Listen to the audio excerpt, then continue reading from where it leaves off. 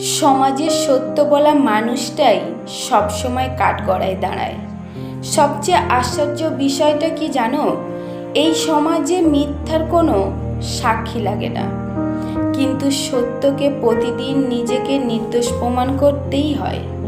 যে মানুষটা অন্যায়ের সামনে মাথা নত করতে শেখেনি, সমাজ তার কণ্ঠস্বরকে সমস্যা বানিয়ে দেয়।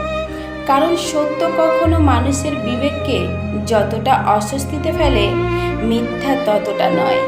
তাই অন্যায়ের বিরুদ্ধে দাঁড়ানো মানুষকেই একদিন উদ্ধত, কঠিন, অসামাজিক কত নামে যে ডাকা হয়। সবচেয়ে ভয়ঙ্কর গুন্ডামিটা এখানেই। মানুষ অপরাধীকে নয়, অপরাধ প্রকাশ করা মানুষকেই বেশি ঘৃণা করে। কারণ মুখোশ খুলে গেলে অনেক মুখই আয়নার সামনে দাঁড়াতে পারে না। তবু সত্য পথ ছেড়ে দিও না।